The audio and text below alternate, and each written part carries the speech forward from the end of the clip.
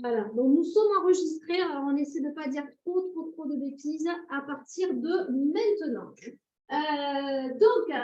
Sur ce CQPIF, il y a donc des cours consacrés à la nutrition.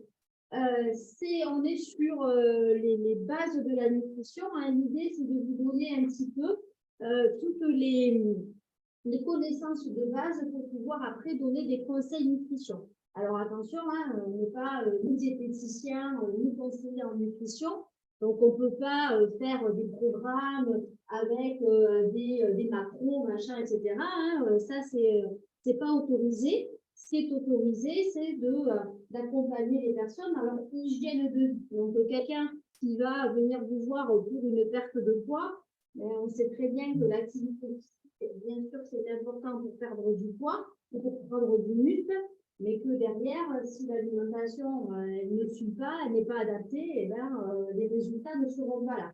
Donc, vous, en tant que coach sportif, eh bien, vous êtes là pour donner des conseils sur l'équilibre alimentaire, sur l'hydratation aussi, on verra l'importance de l'hydratation, les collations qu'on peut prendre avant ou après le sport. Vous aurez des questions là-dessus de toute façon. Donc, on reste bien sûr dans son champ de compétences, mais c'est aussi important de pouvoir donner quand même quelques conseils, pouvoir répondre et bien sûr après orienter la personne vers un diététicien ou un conseiller en nutrition si vraiment vous voyez que la personne elle a besoin d'un véritable accompagnement et que c'est au-delà de vos compétences. D'accord?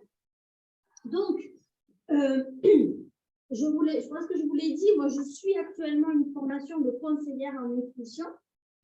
Du coup, c'est une formation qui, c'est un peu le cran en dessous, on va dire, de diététicienne. Donc, on peut travailler en collaboration avec des diététiciennes. Cette formation de conseillère en nutrition, elle me permet, moi, de suivre des personnes, de faire des menus, de suivre les personnes sur un objectif. Par contre, je ne peux pas suivre des personnes avec des pathologies. Là, il faut que je renvoie à des diététiciens.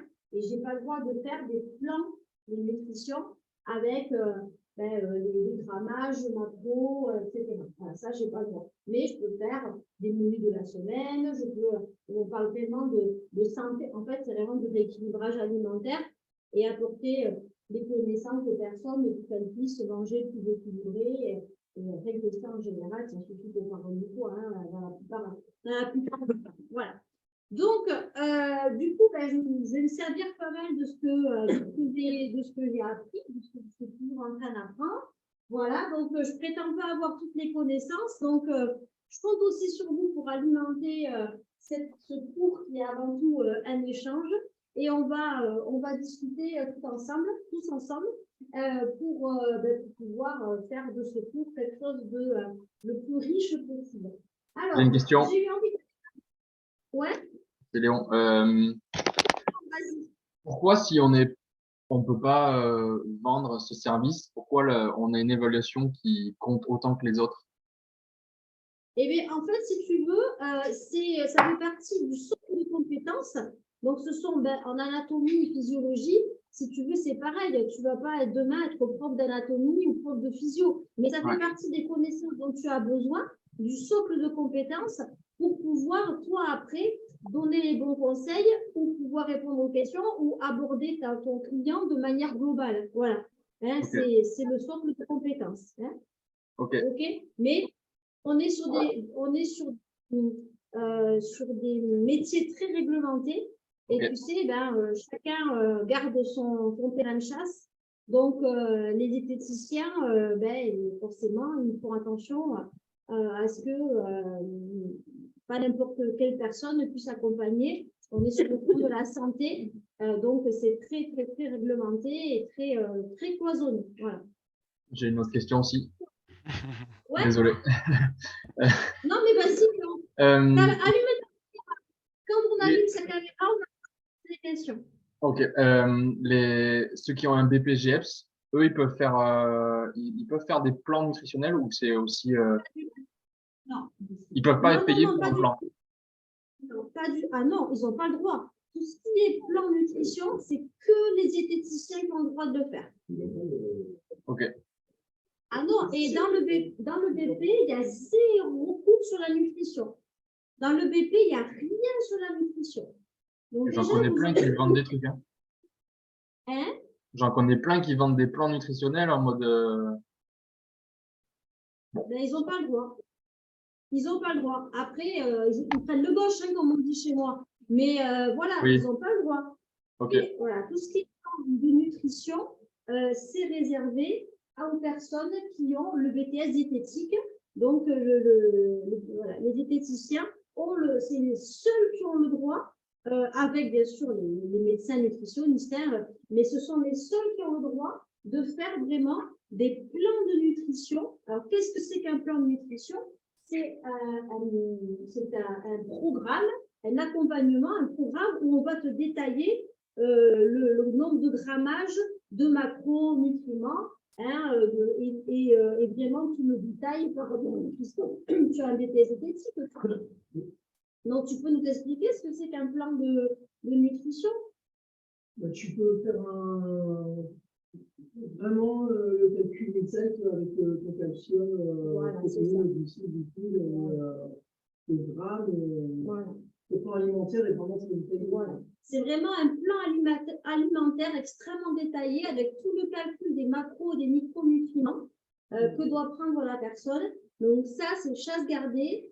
Ça, c'est diététique. Et du coup, quand tu fais des plans comme ça, tu es obligé d'avoir une assurance en plus personnelle de responsabilité. Ouais.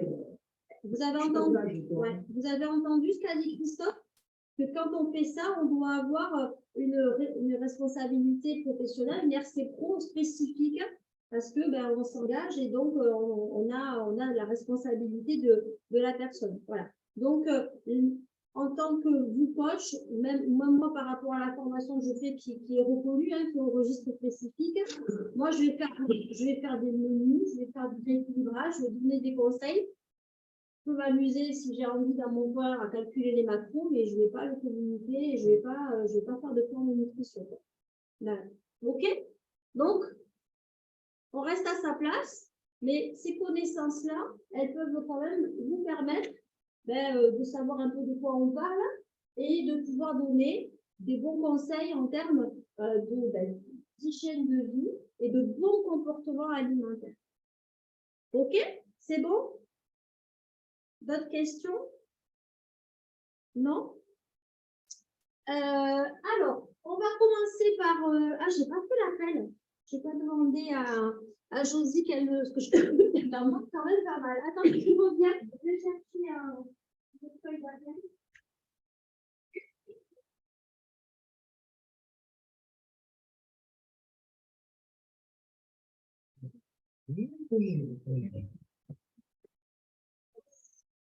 Et on est comme à l'école, hein? Tu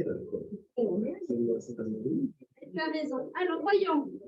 Donc, on a Raoul. Je l'ai vu connecter, Raoul. Tu n'as pas de caméra, Raoul?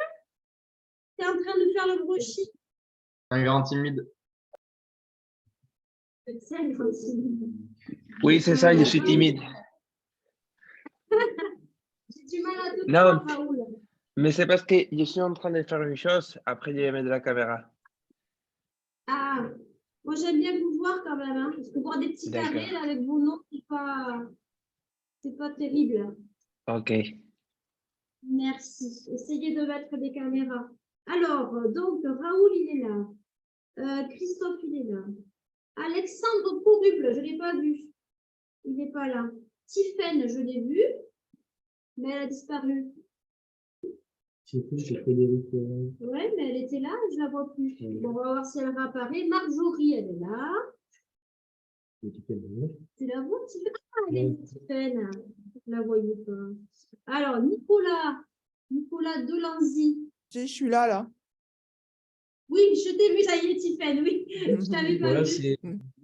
Nico, c'est le nom russe, là. Ah, ok, d'accord. Jérémy Durand. Non. Ah, je vois Alex. Ça y est, le brushing est fait. Super. Anna, elle est là, je le vois. Anna, elle n'a pas fait le brushing. Léon, il est là. Marie, elle est là. Laurent, il est là. Madjé, non, je ne l'ai pas vu. Marion, elle est là. Steve, il est là, je l'ai vu en haut avec un joli pull rose. Lalou pas là. Lalou, non, ça c'est Olivia. Coucou Olivia. Ah, elle a un joli décor en plus, Olivia. Ce serait dommage de le... Ah, voilà, Lorraine. Ah, ben ça y est, ils arrivent tous maintenant. Marrant, quand on fait l'appel, il y a tout le monde qui arrive. Coucou Lorraine. Bonjour, Anna. désolée pour mon retard. Allez, Alexandre, il est là, on l'a vu. Anthony Lespade. Anthony Lespade, je ne le vois pas. Olivia, elle est là. Si, je suis là. Kate. Je suis là. Et où Anthony? Ah, t'es là. Ouais. Je suis en voiture, Salut. donc Ah, d'accord. je mettrai la caméra une fois en sécurité. Ah, coucou. Kate, on la voit. Marine. Marine. Je suis là. Désolée, je me lave le visage et j'arrive avec la caméra. Si vous voulez. Allez, un voile de poudre et tu seras magnifique. Bastien, on l'a vu. Et Tommy, il est là. Ok, donc il y a Jérémy Durand que je n'ai pas vu, Madjé et Lalou. Ok, allez, super. Bon, on va commencer par un petit quiz, histoire de se mettre en condition et de voir un petit peu l'étendue de vos connaissances ou de vos non-connaissances. Donc, le but, c'est vraiment de voir un peu comment vous situez. Donc, ne vous faites pas peur. Et puis, on va essayer de faire pas mal de quiz ensemble puisque vous allez être évalués par ce biais-là. Donc, c'est important de prendre l'habitude dès le départ d'être évalué sous forme de quiz. Comme tout type d'évaluation, ben, ça demande de l'entraînement parce que des fois, c'est un peu bizarre. Petit conseil de prof de français de base, pour bien répondre à un quiz, il faut d'abord bien lire la question. Donc, il faut bien prendre le temps. Souvent, les erreurs par rapport au quiz, c'est qu'on se précipite, on lit vite, on a l'impression de comprendre et en fait, on peut se tromper. Surtout que des fois, il y a des négations qui peuvent donc inverser la réponse. Donc, attention, ne pas se précipiter sur un quiz, prendre le temps de bien lire la question avant de répondre. OK? Deuxième petit conseil, petite astuce, c'est que des fois, vraiment, on ne sait pas du tout la réponse, mais répondez toujours parce que, comme on dit, sur un malentendu, des fois, ça peut passer. Donc, répondez toujours, ne restez pas sans réponse. Tant pis, allez-y. Et puis, puisque les réponses fausses ne comptent pas comme négatives, donc répondez. Et si vraiment vous n'avez pas d'idée, essayez de faire par élimination. Donc, vous regardez la question, vous regardez les réponses, et il y en a, vous dites, ah non, en fait, ça ne peut pas être ça. Ouais, non, ça quand même, c'est pas ça. Essayez de faire par élimination, quand vous ne savez pas. D'accord? Mais répondez toujours. Allez, on est parti? Donc, voici tout au départ. Alors, on y va. Je vais demander à chaque fois à quelqu'un d'entre vous de me donner la réponse qu'il estime bonne. Hop là. Alors, on commence vraiment gentiment. Je ne peux pas mettre au milieu. Alors, Tommy, question 1. La tomate est-elle un fruit ou un légume? Alors, tu dis que c'est un fruit. D'accord? OK. Qu'est-ce que vous en pensez les autres? Est-ce que c'est... Hello? Un fruit ou un légume? Un fruit. Ah, Steve fait oui de la tête. Un fruit. Bon, Un fruit. Un fruit. C'est un fruit, il me semble. OK. Donc, pour vous, on dit que c'est un fruit. D'accord. Alors, on est bien d'accord qu'on se place du point de vue nutritionnel. D'un point de vue nutritionnel, la tomate est un légume. Mais d'un point de vue, en effet, botanique, la tomate est un fruit. Donc, Tommy, tu as raison, vous avez raison, d'un point de vue. Et oui, c'est un piège. D'un point de vue botanique, en effet, La tomate est un fruit. Mais au niveau nutritionnel, on la classe. On va voir qu'il y a des familles d'aliments. D'accord? Et dans les familles d'aliments, on verra que la tomate, ce n'est pas considéré comme un fruit, c'est considéré comme un légume. Pourquoi? Parce que la tomate, eh ben, elle ne contient pas de fructose comme va contenir, par exemple, un abricot ou une pomme. C'est beaucoup moins sucré qu'un fruit. Donc, elle est classée dans les légumes. Elle n'est pas classée dans les fruits. Voilà. OK? Donc, petite première question. Allez, Marie, tu vas répondre à la deuxième. Alors, là aussi, attention, on réfléchit bien. Et on fait par élimination. Parmi les propositions, quel est l'aliment? Ah, il faudrait que je partage mon écran parce que là, du coup, vous voyez vraiment de loin. Attendez, je vais vous partager Je vais vous partager l'écran pour ceux qui ne sont pas avec nous. Tac. Partager. Ne me prends pas mon fessier en story, s'il te plaît. Hein. Ah bon. Ah, très bien. Ça va. Alors, attends. Comment je fais pour les avoir en grand là? Alors, Marie, tu as le temps de réfléchir du coup. Hein. Ah, mais pourquoi je l'ai... Ah, voilà. Attendez, je vous agrandis les loulous. Bougez pas. Je vous agrandis parce que je vous avais un tout petit.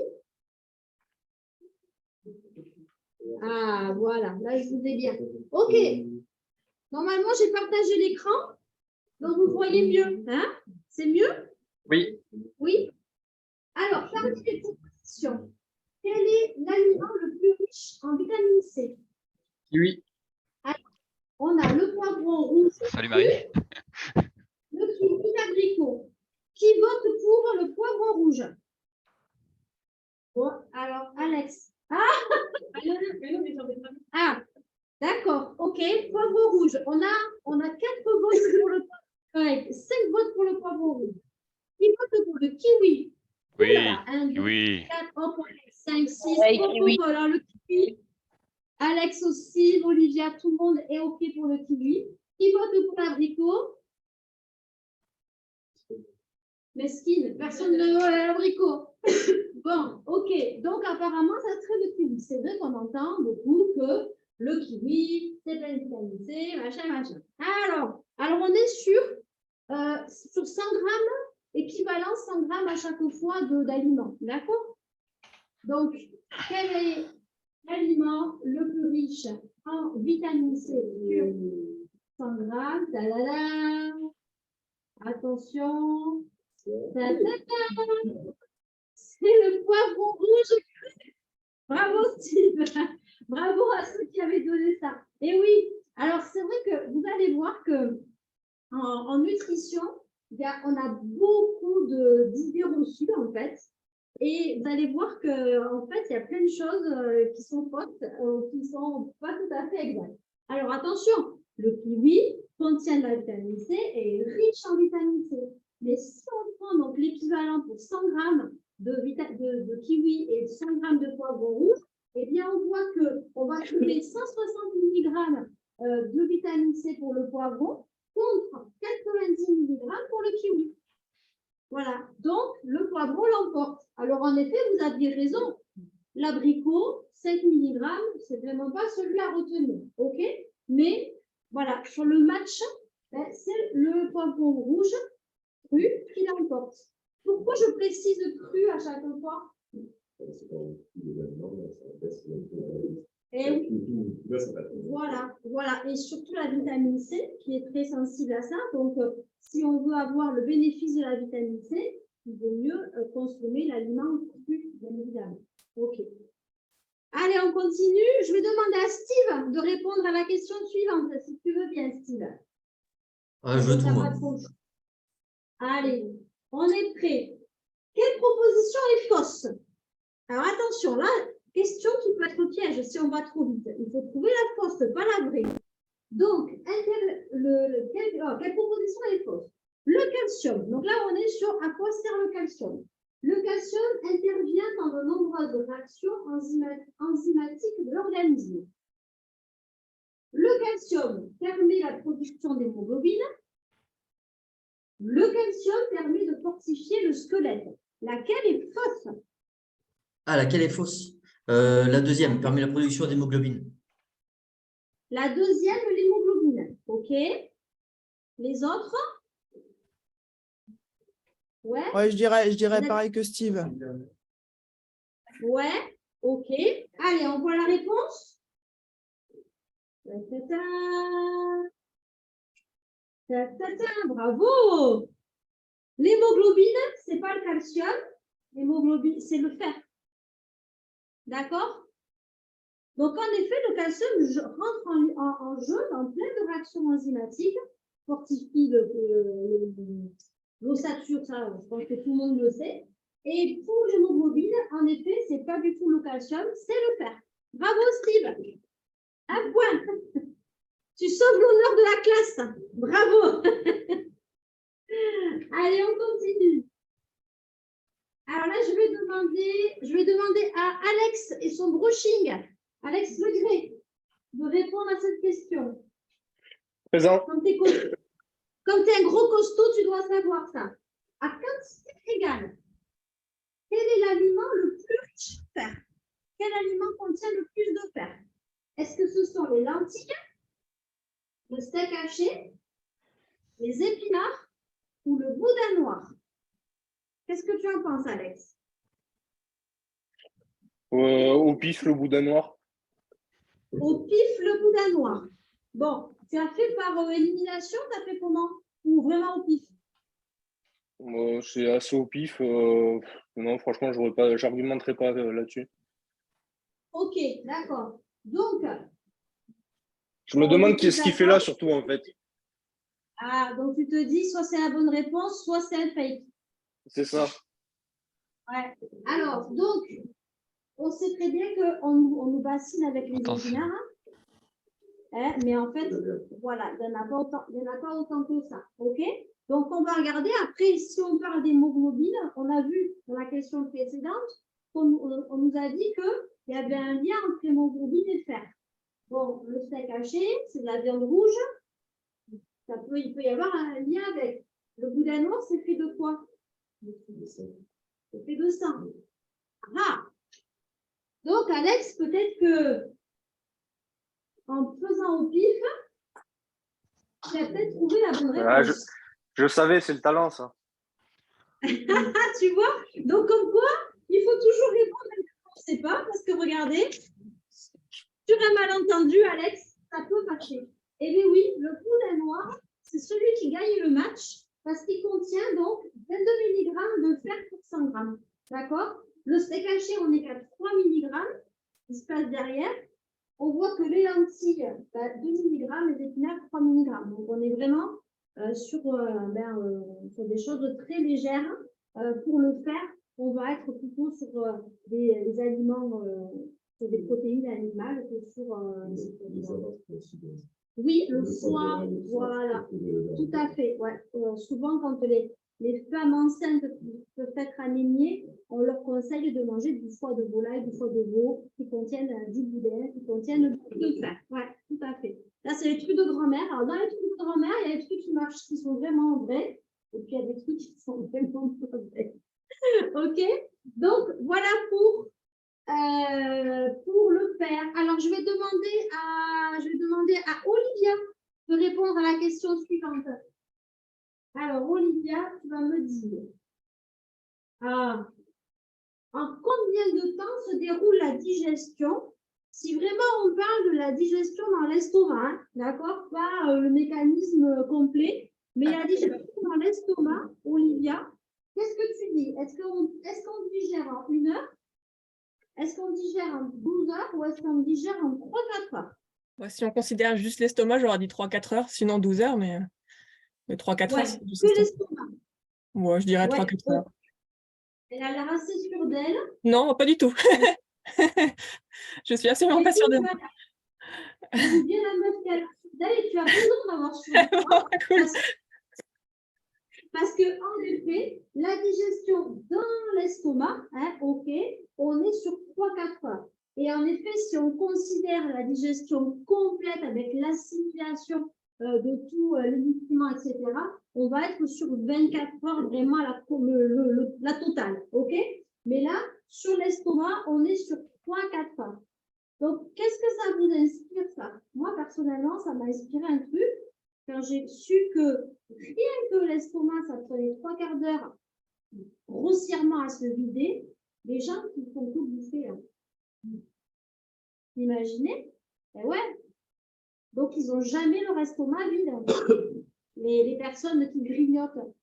Si on n'attend pas 3-4 heures entre chaque repas, en fait, on est tout le temps en train de digérer. Quoi. Pas de problème. C'est pas un problème, dit Léon. Ben, je sais pas. Je sais pas, mais moi, ça me questionne en tout cas. Je me dis que peut-être à un moment donné, c'est bien de laisser poser un peu la machine, mais bon. C'est vrai. Voilà. Aussi. Si elle est entraînée, tu me diras, Léon, c'est comme tout.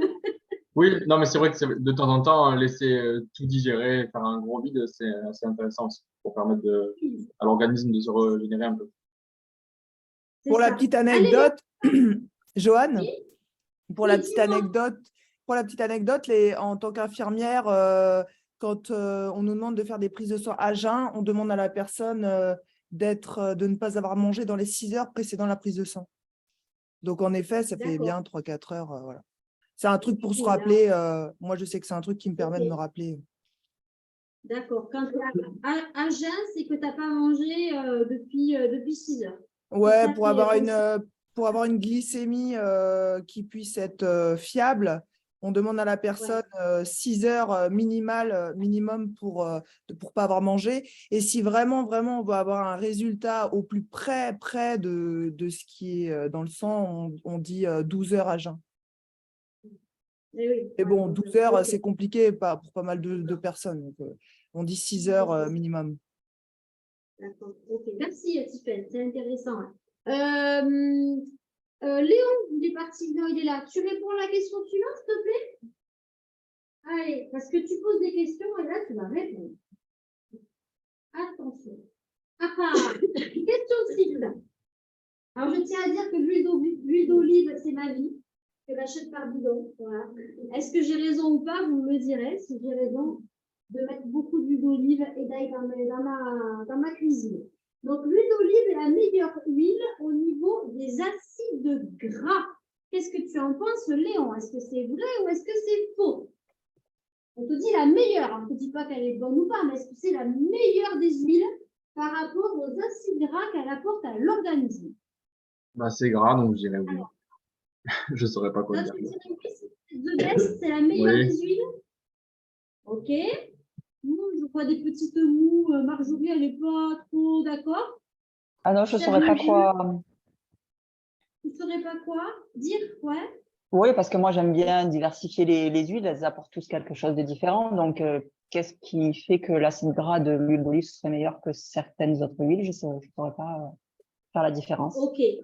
Marjorie, dans l'absolu, tu as raison. La meilleure chose à faire, c'est de diversifier les huiles. Maintenant, chacune va apporter en effet des acides gras différents qui sont importants pour l'organisme. Donc, on va voir par rapport à l'huile d'olive, qu'est-ce qu'elle apporte et est-ce que c'est la meilleure?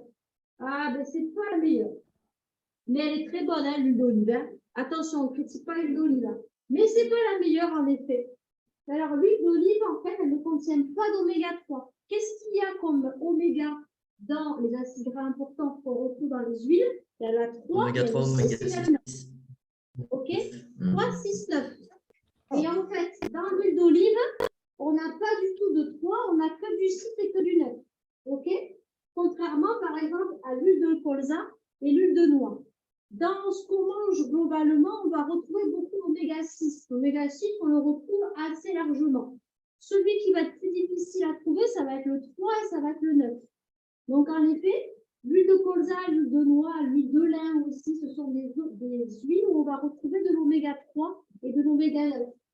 L'huile d'olive, elle va plutôt contenir du 6 et du 9. Donc, je repars sur Marjorie, elle a raison dans le sens où il faut essayer de varier les huiles de manière à pouvoir avoir dans l'alimentation un peu de tout. Deuxième chose qu'on verra aussi, c'est qu'il y a des huiles qui vont supporter la cuisson et d'autres qui ne vont pas la supporter. Donc, c'est important aussi pour ça, c'est qu'il faut toujours avoir plusieurs types d'huiles parce qu'il y a des huiles qu'on va pouvoir faire monter en température et d'autres non. D'accord? Donc, là aussi, à utiliser en fonction de ce que vous faites. Vous faites l'huile d'olive, on peut la faire chauffer, il n'y a aucun problème. Par contre, l'huile de colza, l'huile de noix, vaut mieux la consommer en salade, en vinaigrette, parce que à la cuisson, c'est pas l'idéal. Hein. Ça fait des substances personnelles. Tout à fait. Et certaines huiles qui sont chauffées peuvent en plus, en chauffant, se transformer en substances très nocives. Donc, il faut faire attention. D'accord? Ok. Joanne, j'ai une question. Oui. Là, du coup, c'est sous forme de quiz, mais toutes ces données, on les trouve dans les cours nutrition. Mais c'était histoire de... Ouais, t'inquiète pas, Tiffaine, après on va rentrer dans le cours. Là, je vous ai fait ce petit quiz, histoire de démarrer, de commencer un petit peu gentiment, mais après on va rentrer dans le cours et vous aurez bien sûr tous les cours. Je vous ai fait plein de petits cours. Je suis très scolaire, moi. Hein. N'oubliez pas, je viens de l'éducation nationale. Donc, des cours, vous allez en avoir. Hein. Merci. Ne vous inquiétez pas, je vous mettrai tout sur le cours, bien évidemment. OK? Allez, on passe à la question suivante. Là, c'est juste une mise en bouche. On n'est même pas à l'entrée, là. On est juste à la mise en bouche. Allez, je vais demander à Laurent de répondre à la question suivante. Est-ce qu'on peut manger des fruits à volonté? C'est une affirmation. On peut manger des fruits à volonté. Vrai ou faux? Je dirais faux. Est-ce que tu peux argumenter ou pas?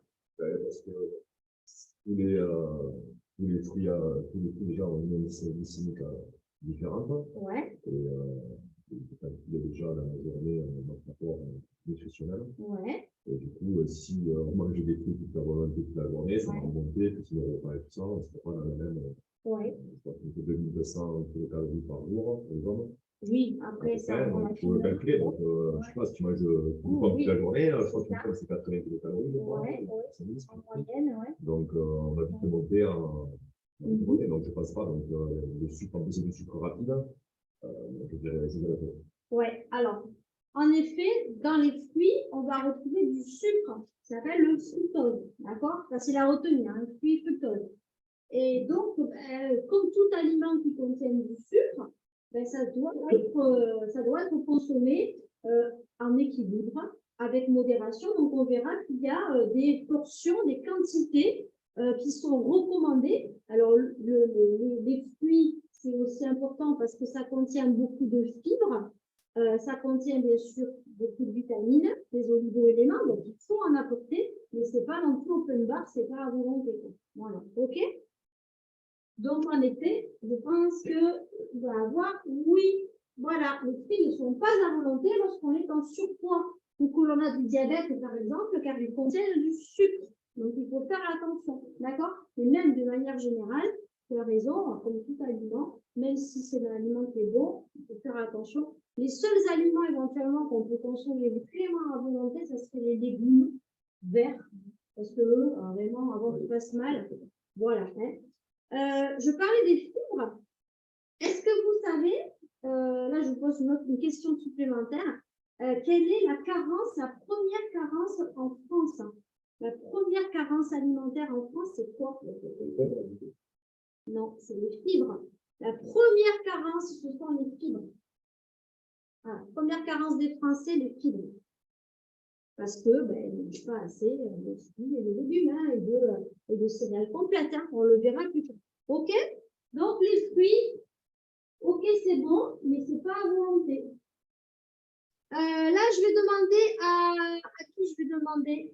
Je vais demander à Lorraine de répondre à la question suivante. Alors, encore une affirmation. On peut boire n'importe quelle eau. Vrai ou faux, Lorraine? Qu'est-ce qu'on entend par n'importe quelle eau?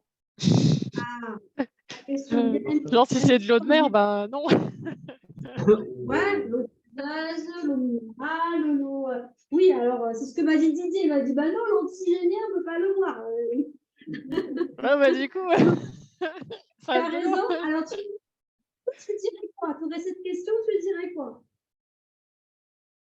Bah, c'est assez délicat cette question du coup, parce qu'on ne sait pas si on parle juste d'eau douce ou si on peut aussi avoir de l'eau de mer, par exemple, ou autre. Donc, Et même si on n'est que dans l'eau douce, est-ce que tu répondrais oui alors si on n'est que dans l'eau douce? Pour autant. boire n'importe Oui, ça quelle peut être eau. potable. Oui, tu as raison. Ouais, moi je dirais vrai.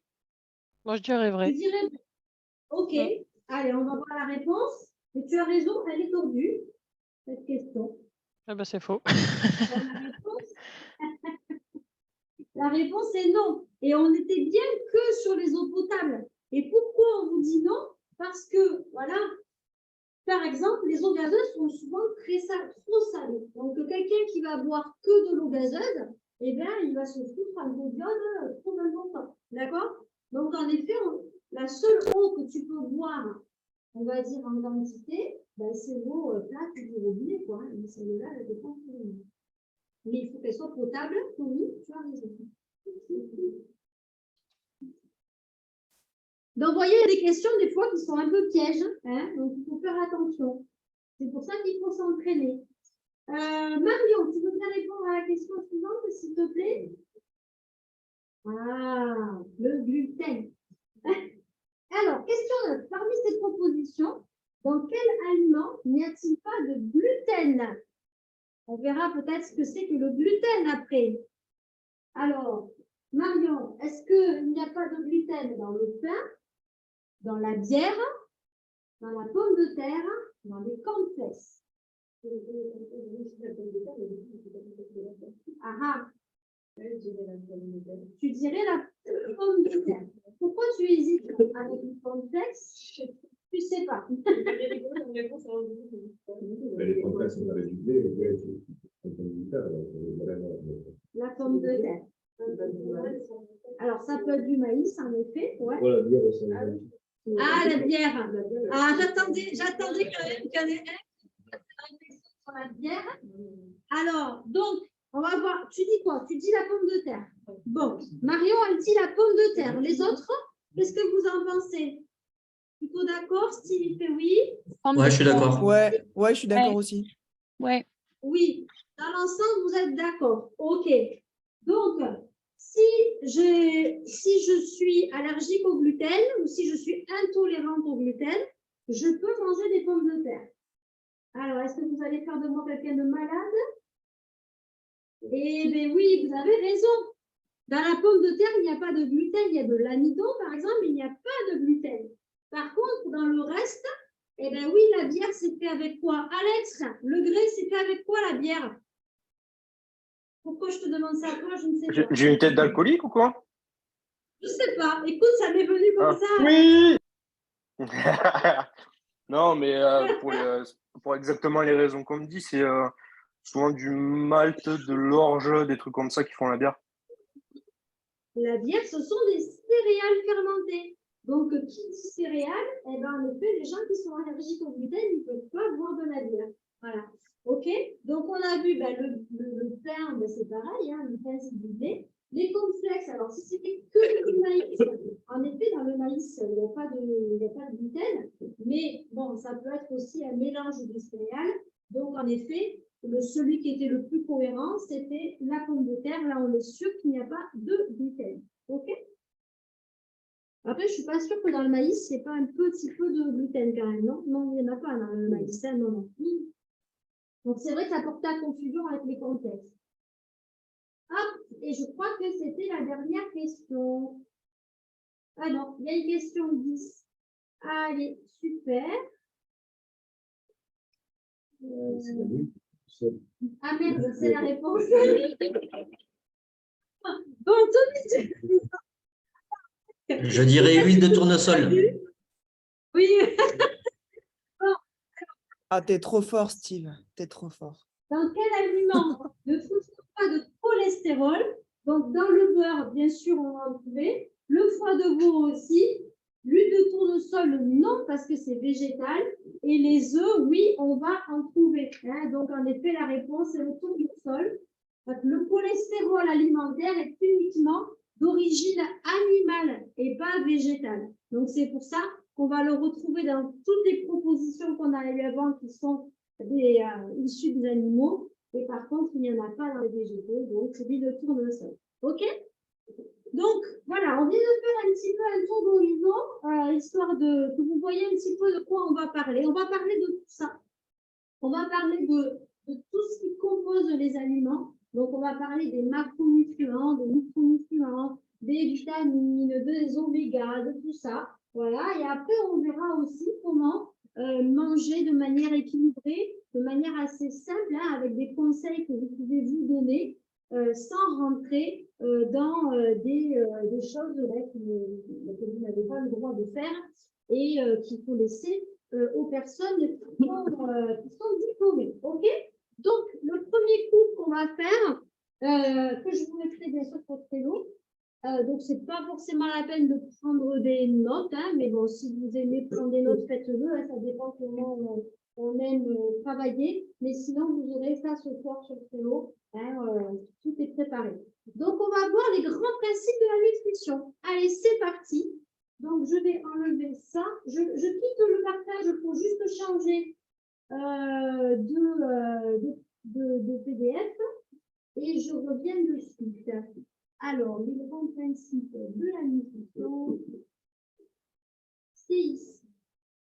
Hop, voilà, donc je vous ai fait un PowerPoint, mais je vous mettrai alors, le PowerPoint, c'est le résumé du cours, donc je vous mettrai que le cours, hein, c'est pas la peine que je vous remette le PowerPoint, sauf si vous le souhaitez, je vous le mettrai, mais normalement... Ah, voilà Marine. Bonjour Marine, je ne t'avais pas vue jusqu'à présent. Coucou. Tu es en train de manger un petit déjeuner équilibré. Exactement. Bien évidemment. Et oui. Obligé. Là, il faut être raccord. Hein. OK. Alors, donc, on part sur les grands principes de la nutrition. Allez, c'est parti. Ça rigole plus. Ça me fait pas. Ah ben là, tu vas en voir. Hein. Alors, voilà le plan de secours. Donc, on va commencer par les 7 familles d'aliments. Donc, on verra que les aliments sont classés par famille. Hein, donc, ce qui permet de pouvoir en parler plus facilement. Après, quand on sait de quel aliment rentre dans quelle famille, ça permet de pouvoir en parler plus facilement. Donc, on va avoir les 7 familles d'aliments. On va parler de la pyramide alimentaire. On va parler des eaux et boissons non sucrées. OK. On parlera des macronutriments, des micronutriments, les fibres et en fait, que contiennent nos aliments. D'accord? Ça, c'est le plan du cours. Alors, on commence. Les 7 familles d'aliments. Est-ce que vous avez un peu une idée de ces 7 familles ou pas du tout? Ça vous parle ça ou pas, les 7 familles d'aliments? Ouais, un petit peu. Alors, dans les 7 familles d'aliments, la première famille qu'on va retrouver, ce sont les boissons. Les boissons, c'est une famille. Attention, on parle des boissons qui ne sont pas sucrées. Donc, tout ce qui est soda, ça ne rentre pas dans cette famille-là. D'accord? L'alcool, j'ai pris le joli faute, mais je l'écris en anglaise. L'alcool aussi, c'est qu'est-ce qu'il y a dans l'alcool en fait? Qu'est-ce qui fait que l'alcool, il y a du sucre dans l'alcool? Oui, il y a du sucre, donc forcément, c'est considéré comme une boisson sucrée. D'accord? Et c'est un taux de sucre qui est quand même assez conséquent, qui est associé à l'alcool et qui fait quand même de sacrés dégâts pour notre petit pancréas quand ça arrive à son niveau. OK? Alors, non, le lait, ça ne rentre pas dedans parce que le lait, c'est un produit laitier. Là, tu as que les boissons non sucrées. Donc, en effet, tu as tout ce qui est eau et les boissons aromatisées sans sucre de type tisane ou le thé aussi, on peut le café, apparemment, il ne rentre pas dedans. Non, parce que le café, il y a des alors, je ne sais plus pourquoi, je te le retrouverai, et il y a des composants dedans qui font peut-être que tu peux, Christophe, me dire, mais le café, Je sais que c'est aussi à consommer avec modération. Parce mais il y a autre chose dans le café. Ah, je ne sais plus, j'ai oublié. Je rechercherai. Oui, il n'y a pas de calories. Mais après, il me semble que c'est à part, mais je ne sais plus pourquoi. Je chercherai. Et dans ma tête, ce n'était pas dans les boissons. Il y avait le thé, il y avait les tisanes, mais il n'y avait pas le café. Et il y a de la théine. Oui, tout à fait. Ouais. Mais le café, il y a autre chose. Je ne sais plus là. Mais je vais chercher. Je vais m'en rappeler. Je sais que le café, on dit qu'il faut éviter aussi d'en boire trop. Donc, les boissons, en boissons sucrées, jus de fruits aussi. Un jus de fruits, ce n'est pas considéré comme une boisson, c'est considéré comme quelque chose de sucré. D'accord? Donc, si je prends une orange pressée, au lieu de la manger par quartier, je vais la presser et boire le jus, ça sera considéré comme une portion de fruits.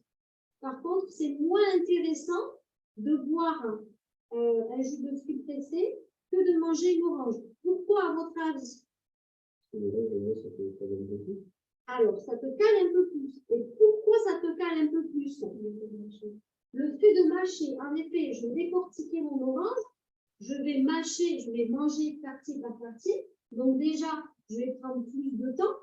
L'orange, c'est vite avalé. Hein. Donc là, je vais prendre plus de temps. Donc, je vais avoir ce sentiment de satiété qui arrivera plus facilement. Et en effet, je vais mâcher. Autre chose qui fait que ça a un intérêt plus intéressant de manger une orange plutôt que de la boire.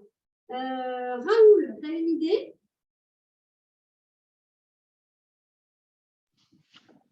Est-ce que tu peux... Oui, est-ce que tu peux répéter la question, s'il te plaît?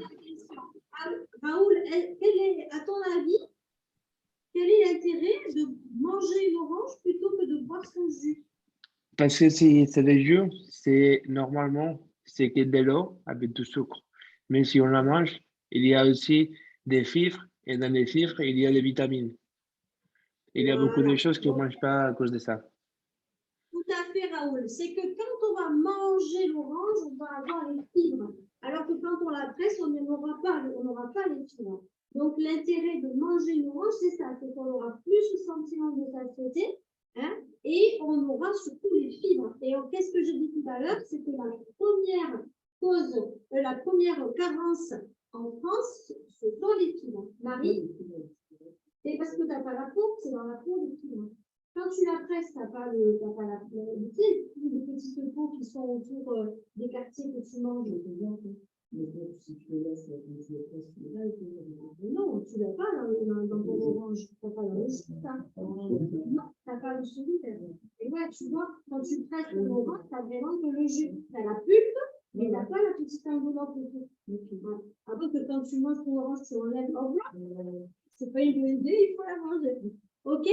Donc, tout ce qui est jus de fruits, en effet, c'est pas considéré comme une boisson. Mais en deuxième famille, on va trouver les fruits et les légumes. Les fruits et les légumes sont ensemble. D'accord? Les légumes, même famille. Tous les légumes, tous les fruits. Dans la troisième famille, on va trouver les féculents. Donc, dans les féculents, on va distinguer, on va avoir les céréales, d'accord, le blé, tous les céréales, OK? Les légumineuses. Quelqu'un peut me citer, Anna, tu peux me citer des légumineuses, s'il te plaît? C'est quoi des légumineuses?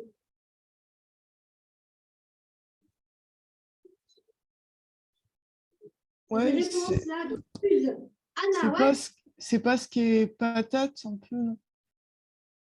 Alors, non, les patates, désolée, ouais. Les haricots rouges, tout ça. Oui. Alors, les haricots, pas les haricots, par pitié, n'oubliez pas que je suis pour de pâté aussi. Donc, les haricots rouges, oui. Les flageolets, les lentilles, les pois chiches, il y en a une palanquée. Voilà, tous les pois chiches, les haricots blancs, les haricots tarbés pour les tarbés s'il y en a, les petits pois tout à l'heure. Qu'est-ce que tu as dit? Ouais, haricots pois. Tout ce qui contient un peu, quand on les ouvre, quand on les a fait, on dirait qu'il y a un peu de farine dedans. Voilà, donc tout ça. OK? Donc ça, ce sont les légumineuses. Les pommes de terre. Légumineuses. Oui, bon, C'est la même chose? Ah, c'est la même chose? oui, D'accord. oui, c'est la même chose. Les pommes de terre rentrent dans la famille des tubercules. D'accord, Anna, pour répondre à ta question? La Oui, pomme de d'accord. terre, alors c'est bien, tu as raison, c'est un féculent, la pomme de terre, donc tu étais dans la bonne famille, mais on parle, la pomme de terre, c'est un tubercule. Est-ce que vous connaissez d'autres tubercules? L'igname, la patate douce. Le Niger, le Niger. Qu'est-ce qu'il y a comme tubercule à part les pommes de terre? L'igname, la patate douce. Oui, l'igname, la patate douce, très bien, dans les trucs exotiques. Mais Steve, il aime bien tout ce qui est exotique, c'est pour ça. Et de plus français, il y a quoi? Alors, comme tubercule? Le topinambour. Le topinambour, voilà, ça aussi, c'est une tubercule. Le tubercule, c'est quoi? C'est ce qui pousse dans la terre, hein. Ok, d'accord. Les Donc, on radis, va du coup, avoir c'est compté comme ça ou comme les radis, c'est compté comme un légume? Non, ça, c'est des légumes. Parce qu'il n'y a pas d'amidon dedans. Ok, ça va. Voilà. Ok.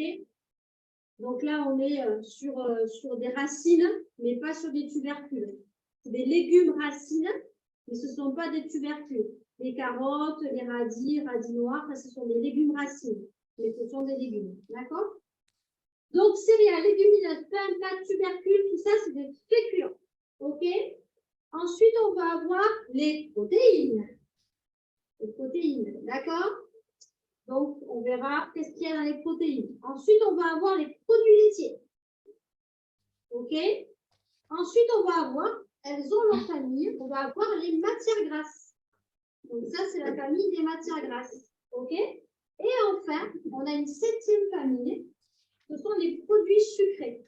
Donc, ça, c'est tout ce qui va comporter du sucre et tout ce qui va être produit, fabriqué par la grande distribution, par tout ce qui est produit transformé. Tous les produits transformés contiennent du sucre. D'accord? Donc, on les classe là-dedans. OK? Ah, on va voir après ce qu'on met dans les matières grasses. Hein? Donc ça, voilà, on a nos 7 familles ici, donc des aliments. Maintenant, on va voir un petit peu comment on les, l'importance de chacune des familles. Et là, vous avez ce document que vous pouvez, alors vous l'aurez, hein, bien sûr, hein, encore une fois, je vous mets tout. Donc ça, c'est un document qui est voilà, là vous avez la pyramide dans son entier. Donc cette pyramide, elle est mise à jour régulièrement. Voilà, c'est la pyramide alimentaire. C'est un outil qui est assez intéressant au niveau pédagogique parce que ça permet de voir l'importance des aliments que l'on doit donner dans notre alimentation de tous les jours. OK? Donc, dans la base de la pyramide, on va avoir les aliments les plus importants, ceux qu'on doit consommer le plus en quantité. Plus je monte dans la pyramide, et moins je dois avoir de quantité. D'accord? Donc là, je peux y aller, et là, j'y vais mollo. Vous verrez qu'on va essayer d'éviter de parler d'éviction. L'idée, c'est de faire vraiment de l'équilibre alimentaire. On sait très bien, on en parlera de tout ce qui est régime, mais on sait très bien que tout ce qui est régime, où on enlève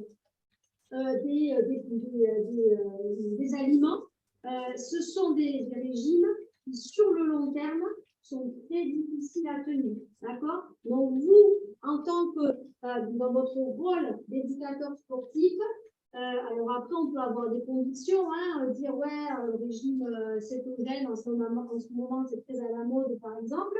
Mais vous, dites-vous que vous êtes face à monsieur et madame lambda, et que monsieur et madame lambda, la meilleure façon pour elle et pour lui de garder un poids de forme, c'est quand même d'apprendre à manger de manière équilibrée et de pouvoir aussi se faire plaisir avec des aliments sucrés ou pas forcément intéressants au niveau nutritif, mais qui font une partie des moments de plaisir aussi. Il ne faut pas oublier que l'alimentation, c'est aussi du plaisir. Hein, d'accord?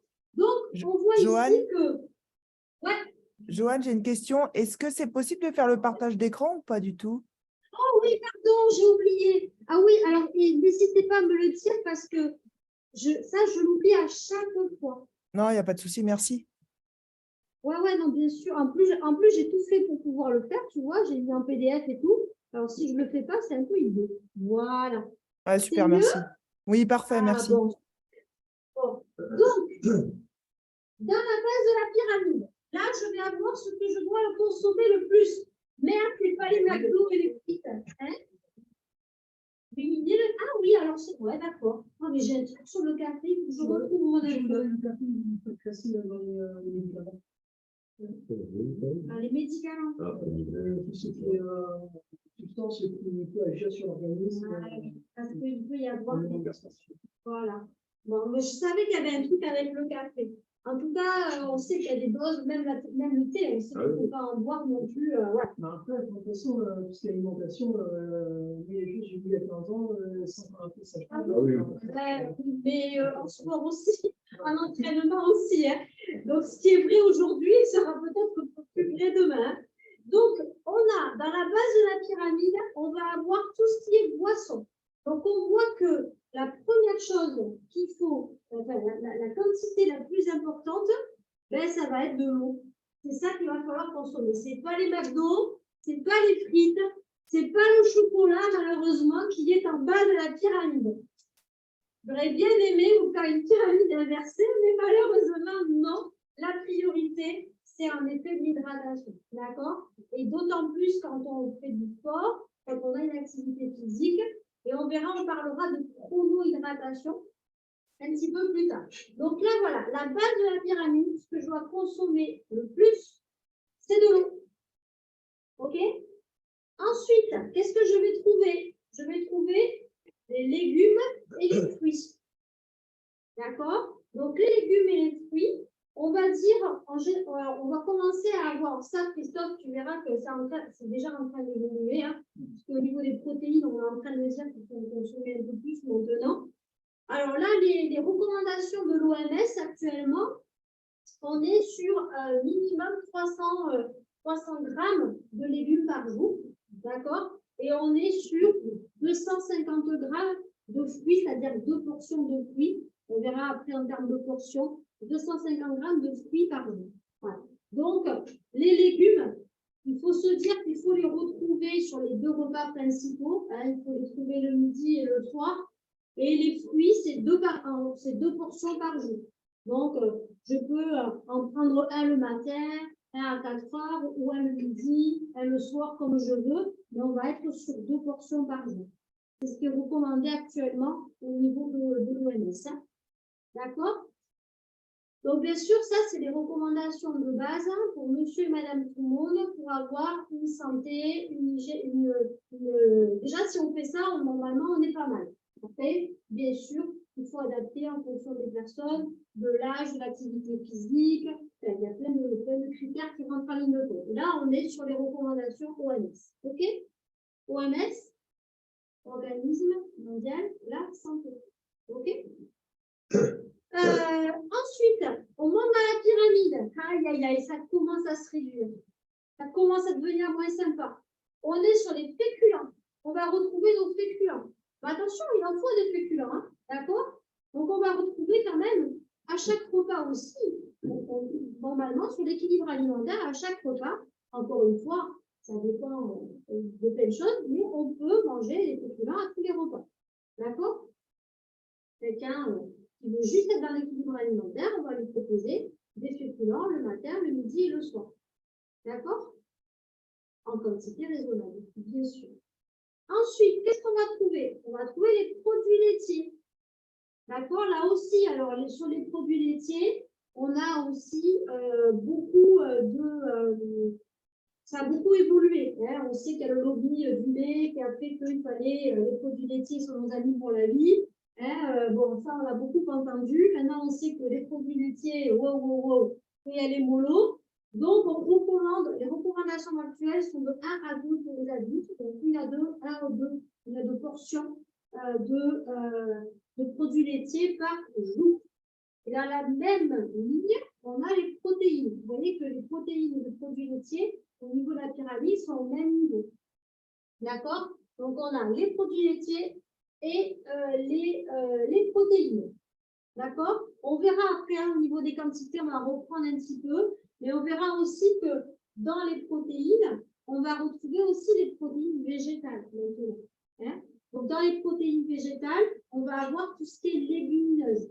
Il faut vous dire que les légumineuses, ce sont des céréales protéinées. Voilà, pour faire simple, c'est ça. Donc, en effet, elles sont dans la famille des céréales, mais si on est sur un régime végétarien, on va les retrouver comme protéines. OK? Donc, là, on a les protéines, végétales ou animales, pour faire simple, et les produits laitiers. Là aussi, et quasiment à tous les pas aussi. Oui, ça peut le faire. Allez, on avance dans la pyramide. Et là, on arrive sur les matières grasses. Donc, on va voir que dans les matières grasses, on va retrouver le beurre, les huiles, et on va aussi avoir tout ce qui est oléagineux. Oléagineux, qui me cite des oléagineux? Voyons, Alex, tu me cites, Alex Pourruble, tu me cites des oléagineux, s'il te plaît, si tu es là.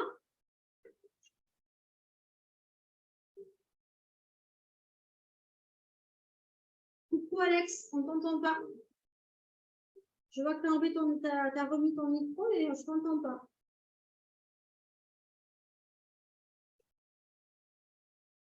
Mais on ne t'entend pas, Alex. Alex? Ouais, non, pourtant je vois que tu enlèves le mode. Écrit dans le chat, sinon. Oui, dans le chat. Bon, écoute, c'est pas grave. Je vais demander à Sébastien. Seb, tu veux bien me donner des oléagineux, s'il te plaît? Il a répondu dans le chat, Alex. Amande. Ah bah tiens, amande, noix de cajou. Ouais. Je dirais après noix de pécan. Oui. Vous êtes très exotique, hein. Il y a les noix, il y a les noisettes aussi qu'on trouve dans notre pays. Aussi, voilà. Donc, tous ces oléagineux sont très intéressants. Alors, ils sont très gras, puisque on fait de l'huile quasiment avec tous les fruits qu'on vient de nommer. Mais ils sont très intéressants parce qu'ils apportent beaucoup de micronutriments et d'oméga intéressants pour l'organisme. Donc, et puis notre cerveau, entre autres, a besoin de gras pour fonctionner. Donc, il faut aussi lui apporter du gras. Donc, quand on avait des régimes dans les années, oui, c'était quoi? C'était gym tonique, hein. Dans les années 80-90, où il fallait enlever mais tout le gras. C'est enfer, quoi. Il ne faut pas. Et enfin, dans la dernière des familles, on a la famille qui est considérée comme non indispensable. C'est pour ça que vous voyez, elle est un petit peu coupée, un petit peu sur le côté. Ce sont ces aliments sucrés, donc c'est la septième famille. Donc, c'est tout ce qui concerne les aliments plaisir, pas indispensables à l'organisme, mais à notre plaisir, à nos sensations, à nos soirées festives. Ils sont tellement importants. Donc, on les met de côté. En effet, on va retrouver les chips, les charcuteries, tous les produits transformés, tout ce qui est junk food, les sodas, l'alcool, les bonbons, les Ferrero Rocher, tout ça, d'accord? Donc, ça ne veut pas dire qu'il faut les supprimer, ça veut dire qu'il faut avoir la conscience de ce qu'on mange et il faut les consommer avec modération, d'accord? Par exemple, est-ce que vous avez une idée de la valeur calorique d'une barre Mars? La barre Mars. Oui. Oui. 250, 350, qui dit mieux? Je dirais presque quasiment 500. Dans les sneakers, je crois que c'est 500. Oui, un sneaker, c'est 500. Ouais, c'est 500 calories. Une barre Mars, un sneaker, tout ça, c'est 500 calories. Ouais, c'est énorme. C'est ça, c'est énorme. Quand on sait qu'en moyenne, pour une femme avec une activité physique à peu près active, on va être autour de 2000 calories par jour. 700 calories, vous imaginez, c'est énorme. Ça fait un quart de ce que la personne elle a besoin sur une journée. En calories, parce qu'au niveau nutritif, c'est juste que du sucre et du gras. Donc, ça apporte vraiment rien de bon. Au niveau nutritionnel, vous n'allez pas apporter ce qu'il faut à votre organisme, mais pour brûler 500 calories, du sucre et de gras, eh ben, il faut en faire des burpees. Voilà. Donc, quand on a la conscience, et on verra, regarder les étiquettes, de savoir décrypter les étiquettes, de commencer à regarder un petit peu. Et ça, c'est vrai que déjà, ça va vous apporter, vous allez vous dire, ah putain, 500 calories pour juste une sonde de plaisir, est-ce que vraiment j'en ai besoin? Est-ce que peut-être un petit carré de chocolat à 70% de cacao, ça ne pourrait pas aussi me faire plaisir et être un petit peu moins calorique et un petit peu plus sympa? Voilà. Donc, tout en apportant du magnésium. Voilà. Donc, ça, c'est aussi cette conscience-là qui est intéressante d'avoir. OK. La pyramide, la voilà. Ça, c'est quelque chose qu'on peut montrer aux gens.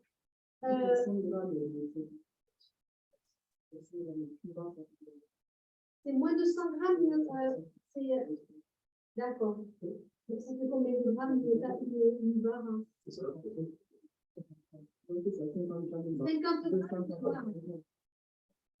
grammes. Ah, ça va bien. Ouais, j'ai vérifié aussi, ça me paraissait bizarre quand même, 500 calories pour une barre. C'est pour 2 barres alors. Il faut le décider de notre étude. Ah oui, alors là, ça doit être sympa. Oh, il y en a pas. Protéine 0, lipide de 7,3 et lipides de 39. Voilà. Donc, il n'y a que du gras et du sucre. Voilà.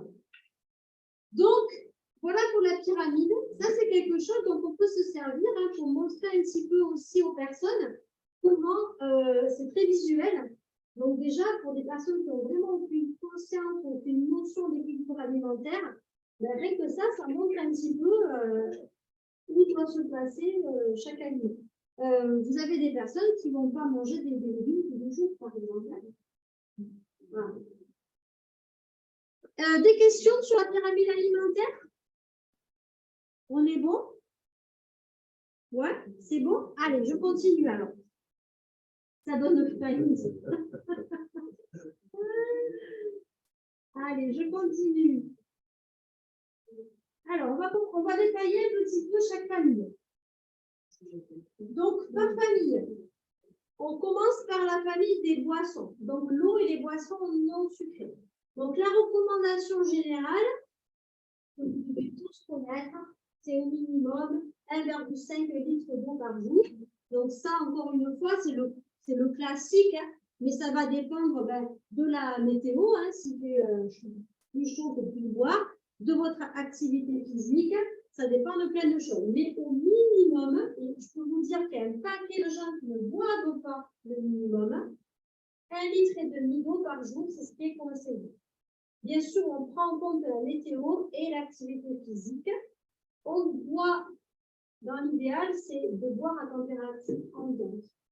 Voilà, il ne faut pas stresser l'organisme.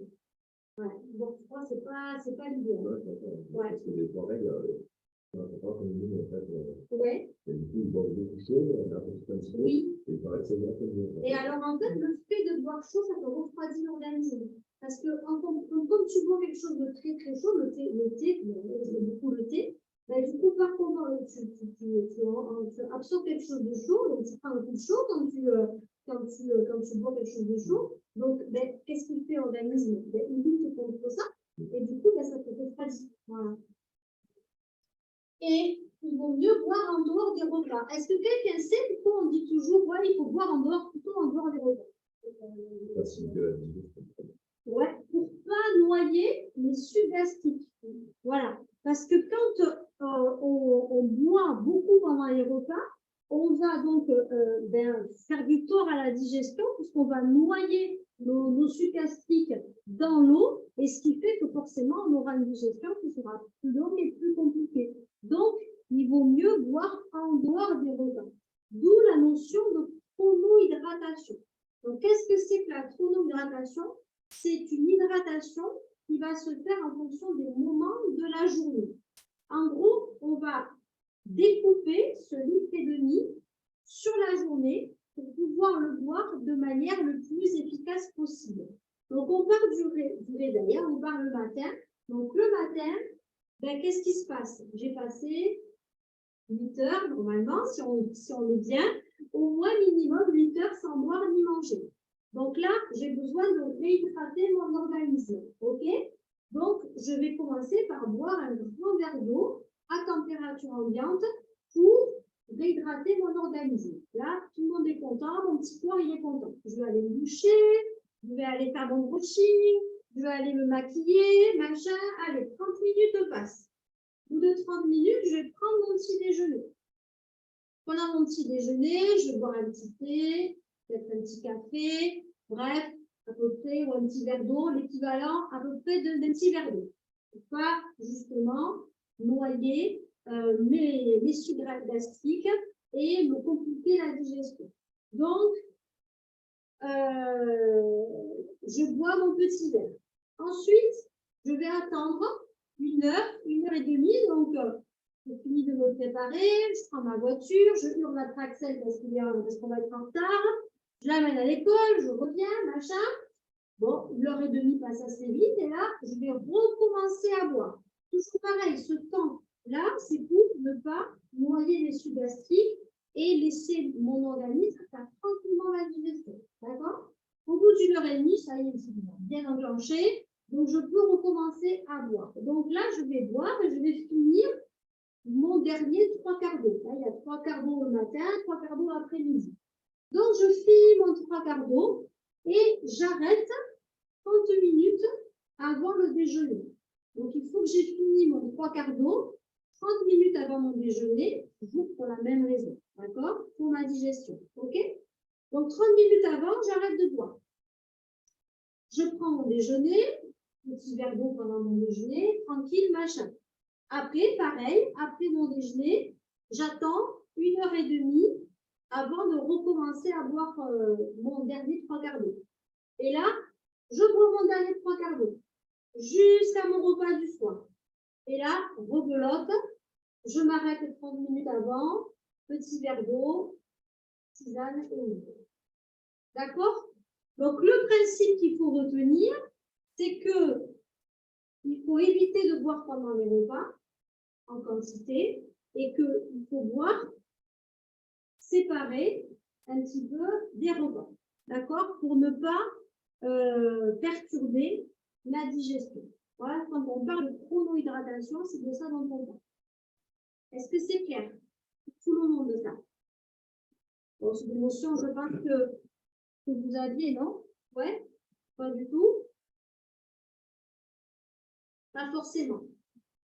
OK. Et bien sûr, quand on fait une activité physique, eh ben, on boit. Hein. On boit avant, on boit pendant si on a soif et on boit après. Hein. OK? Donc, on va boire plus. Du coup, ça me donne envie de boire. OK? C'est bon pour la chronohydratation? Ouais? Oui. Allez, on continue. Donc là, on était sur les os. On continue dans les familles.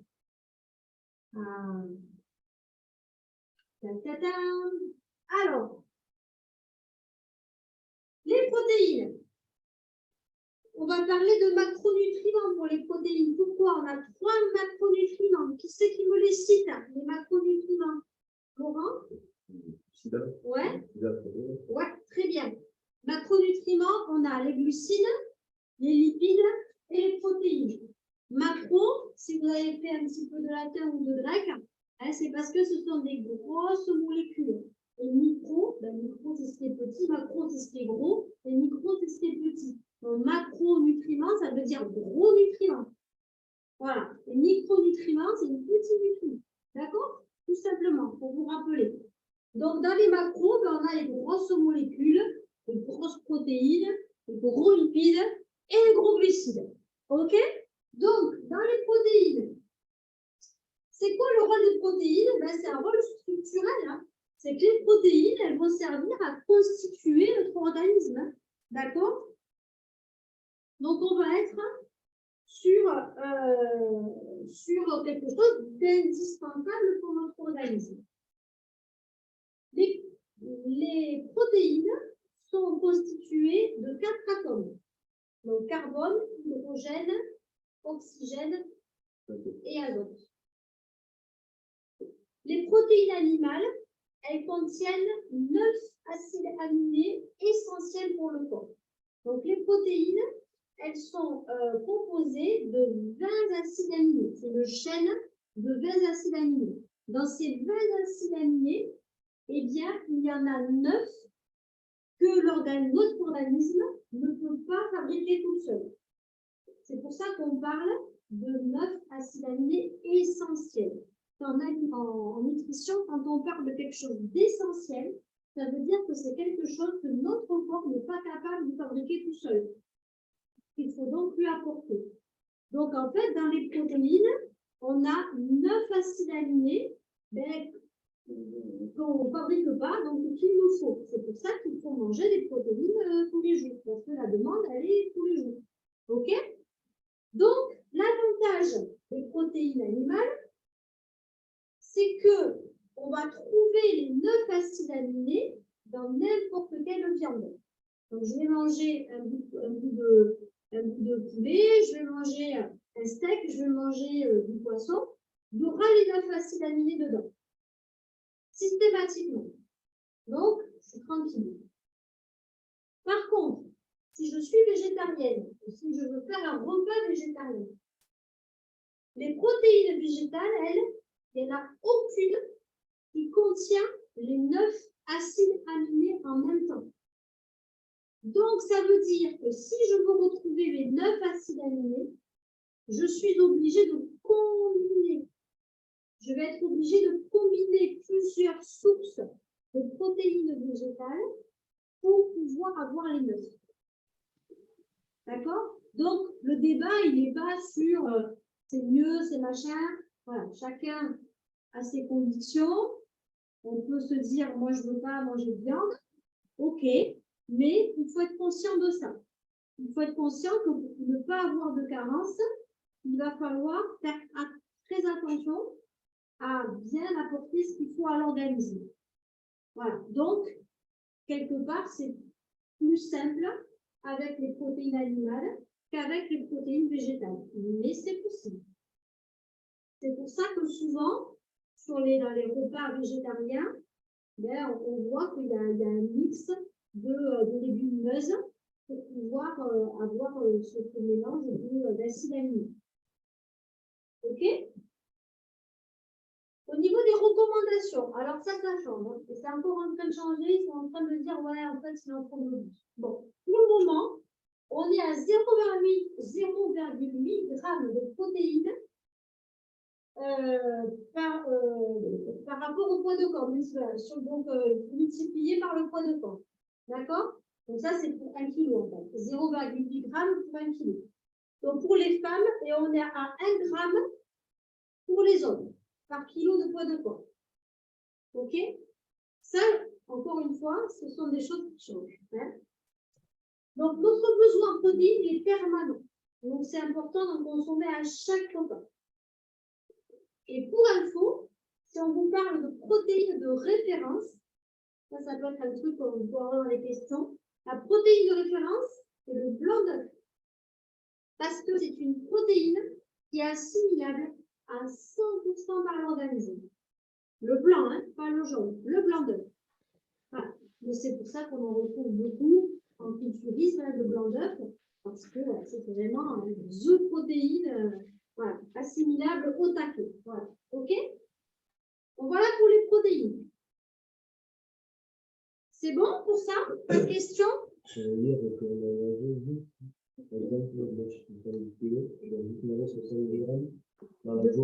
protéines. Ça ne veut pas dire 70 grammes de steak. Hein?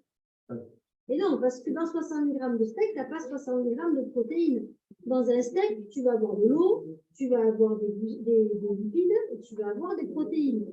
Ce qu'il faut que tu regardes, et c'est là où on est sur l'analyse vraiment pointue, c'est qu'il faut regarder par rapport à ce que chaque aliment apporte en protéines, il faut arriver en effet à 70 grammes. Ouais. Ouais. Oui, c'est oui. Oui, j'ai une question aussi. Oui, Raoul. Alors, on va imaginer une personne qui est obèse. Il fait 120 kilos, par exemple. Est-ce que les 0,8 ou 1 gramme poids de corps, c'est poids de corps maigre ou c'est poids de corps total? Parce que si une personne est obèse et on veut faire une diète, et on va la recommander de manger beaucoup, non? Mais non, c'est son poids de corps total. Et après, l'objectif, c'est qu'au fur et à mesure qu'elle maigrit, que tu vas réadapter à chaque fois les quantités qu'elle devra manger. Alors, C'est si pour c'est ça une que- personne de 100 kilos, mais il est très obèse, une personne de 100 kilos avec des muscles, on va lui recommander la même quantité de protéines. Oui. En fait, le 0,8, Ça, là, je suis pas d'accord. ça correspond à des personnes sédentaires et c'est différent pour des Oui, personnes oui. sportives ou très sportives. Oui, sinon c'est des grammes d'ailleurs. Voilà, sinon c'est 1,5 ou 2. Voilà, on est vraiment sur le commun des mortels là. On parle pas de sportif. Quelqu'un qui va être obèse, on est sur une pathologie. Donc de toute façon, par rapport à une pathologie, là, il faut que la personne elle soit suivie par un diététicien, par un médecin, par un endocrinologue, parce que l'obésité a de nombreuses raisons et pas forcément que alimentaire aussi. Voilà. Ok? De quoi? Oui. Ouais, tu vois, donc ça a augmenté. Ouais. Ouais, vous voyez, Christophe, il a un bouquin d'il y a 15 ans. Hein? Oui, donc ça a augmenté, c'est ce que je dis. Là, on est règle. Vous voyez, il y a 15 ans en arrière, on était à 0,8 pour les hommes. Quand Christophe a passé son diplôme il y a 15 ans de diététicien, eh bien, on était à 0,8 pour les hommes. Donc, vous voyez que... 90, c'était 1 gramme. Ouais. Donc, vous voyez, ça change tout le temps. Donc, c'est vraiment... Moi, je pense qu'il faut plus parler en termes, encore une fois, d'équilibre alimentaire.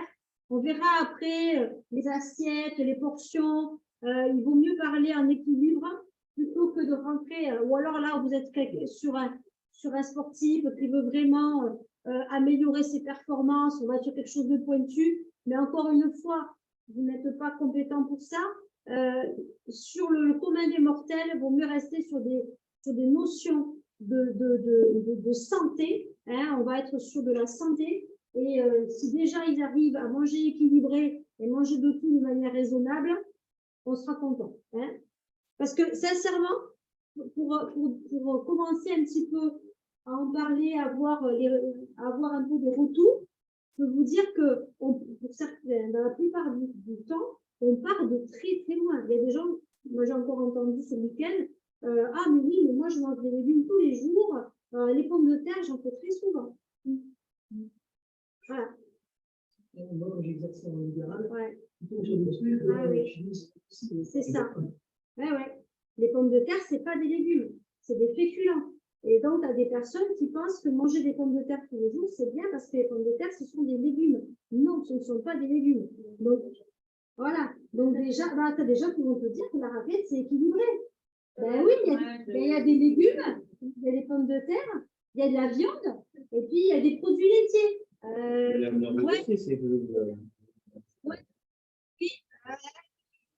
Ah. Ouais, voilà. Puis les produits chantés, c'est bon, il y a des légumes. Non, non. Mais vous allez voir que vous allez tomber un peu des nues. Hein. Donc, voilà. Avant d'arriver au taux de protéines, à mon avis, il y a d'autres choses à reprendre. Allez, on continue. Mais c'est bien que vous ayez vous, ne serait-ce que pour nous, c'est on là aussi. Donc, toujours sur les protéines. On est dans l'objectif de recommander de manger moins de viande. D'accord? Pour toutes les raisons écologiques que vous connaissez. Et on recommande maintenant aux personnes d'intégrer dans leur alimentation des protéines végétales. D'accord? Donc, les recommandations actuelles, c'est de diminuer la consommation de protéines animales au profit des protéines végétales. On sait que trop manger de viande rouge, notamment, c'est pas forcément très très bon pour la santé. Donc, la viande, on va être sur moins de 500 grammes par semaine. Toujours pareil, recommandation commun des mortels. De prioriser les viandes blanches.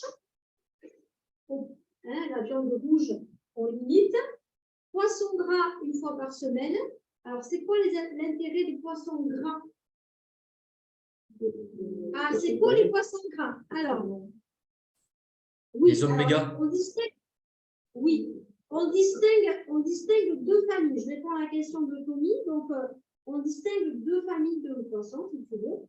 On appelle les poissons maigres et les poissons gras. Donc, il y a des poissons qui sont plus riches en matière grasse, qui sont plus gras. Donc, comme le saumon, le thon, par exemple. Qu'est-ce qu'il y a d'autre en poisson gras? Saumon, thon, maquereau peut-être. Les poissons bleus, en général, c'est les poissons bleus, les maquereaux. Donc, c'est des poissons qui vont être plus riches en gras, mais c'est du bon gras dans le sens qu'on doit retrouver dedans des oméga. Ce dont je parlais tout à l'heure, le 3, 6 et 9. Et ça, c'est intéressant d'en manger parce qu'ils apportent, on parlait de collagène hier, donc ça apporte aussi du collagène, ça apporte plein de choses, des poissons gras. Mais comme ils sont gras, il ne faut pas non plus en manger beaucoup parce qu'ils sont quand même caloriques. Donc, après, tu as tous ces poissons blancs. Donc, tous les autres, le merlan, tous ces poissons-là qui sont maigres, qui sont beaucoup moins gras, donc qui sont dans la famille des poissons blancs ou poissons maigres. D'accord? Le poisson gras, donc, on en mange, mais avec modération, une fois par semaine. Pour les laitages, donc je vous disais, les nouvelles recommandations, c'est 1 à 2 pour les adultes et 3 à 4 pour les enfants. Encore une fois, c'est des portions. On verra qu'est-ce que c'est une portion. Ça va être un yaourt, ça va être, par exemple. Voilà. Un yaourt, un verre de lait, c'est bon. OK? Voilà. Donc, ça, Mais ça, du coup, c'est quoi? C'est une portion par jour? Alors, c'est comme 1 à 2, c'est 1 à 2 portions, en effet. Donc, par exemple, une portion de laitage, ça va être un verre de lait, ça va être un yaourt, ça va être, je crois que c'est 30 grammes de fromage. Voilà, tu vois. Après, on va le voir, les portions, après. Hein. Oui, mais ça, ce que je veux dire, c'est par jour. Oui, c'est par jour. Oui, ok. Donc, par jour, tu vas avoir, par exemple, un yaourt le matin et un fromage blanc à midi. Voilà. Là, tu as tes 2 portions. OK? Les laits végétaux rentrent aussi dans les protéines. Les laits végétaux enrichis en calcium de préférence. Et on va avoir aussi le lait de brebis et le lait de chèvre de préférence au lait de vache. Pourquoi? Qui sait pourquoi? C'est une question d'enzyme. Oui, Steve. Alors, c'est une question de lactose aussi.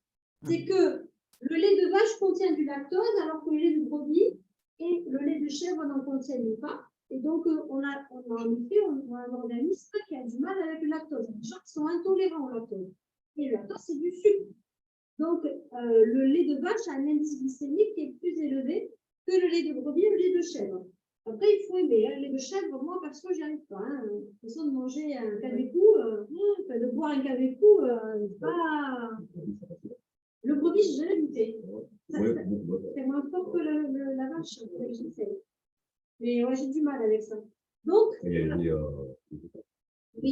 mais bon, c'est pas les mêmes apports. Donc là, on a tendance donc à parler du lait de brebis et du lait de chèvre. Maintenant, il existe aussi du lait de vache sans lactose. Ça existe. Parce que ça vaut. En termes de transformation, des fois, il vaut mieux un peu de lactose que qu'ils mettent pour enlever le lactose. Je crois. Oui, ouais. C'est bon, je vais pas trop vite. Ça va? On continue? Allez, on continue.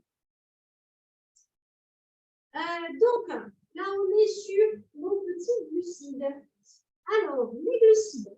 Donc, c'est la principale source d'énergie pour l'organisme. Ça, je pense que vous allez être d'accord, vous l'avez dû le voir aussi avec Alex. La principale source d'énergie pour l'organisme, ce sont les glucides. OK? Donc, c'est pour ça qu'on en a besoin. C'est pour ça que c'est quand même un petit peu dommage de les supprimer dans certains régimes. Donc, on va retrouver 3 atomes. Oxygène, hydrogène, carbone. Il y en a juste un de moins que pour les protéines. Et on est sur les glucides. Ils sont transformés en glucose lors de la digestion. OK? Et on va distinguer 2 types de glucides. Vous allez avoir, on va parler de glucides simples et de glucides complexes. D'accord?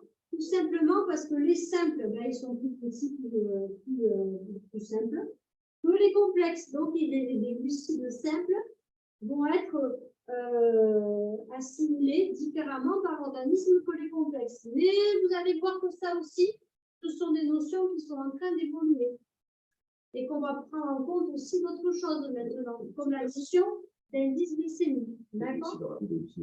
Alors, on parle plus de rapide et lent. Maintenant, on parle de simple et de complexe. Voilà. Mais encore une fois, on va voir que c'est en train d'évoluer. Donc, dans les simples, on va avoir tout ce qui est en ose. Facile à retenir. Glucose, fructose, galactose, lactose. Tous les glucides simples, ils ont un goût sucré. Facile à retenir.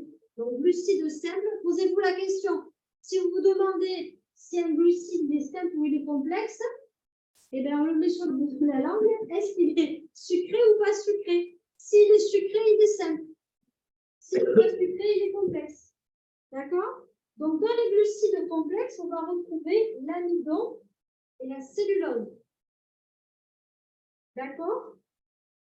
Donc, le glucose transformé par l'organisme en glycogène va être stocké dans le foie et les muscles. Hein, vous le savez. Hein? Le glycogène peut être utilisé par les cellules pour synthétiser l'ATP. Ça, s'il ne vous en a pas parlé, Alex, je le licencie sur le champ. Est-ce qu'il en a parlé? Bon. C'est quoi l'ATP? C'est ça. Et là, il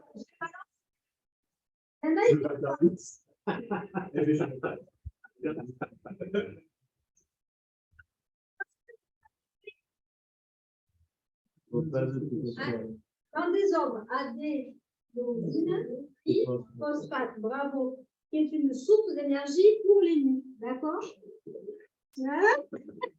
OK? Alors, c'est bon? Vous m'arrêtez, hein? Vous levez la main, vous criez, vous manifestez. Hein? Après, on va faire une petite pause après les glucides. Alors, c'est sucre lent ou sucre rapide? Tu vois, on en vient là. Voilà. Donc, on ne parle plus de sucre lent ou de sucre rapide.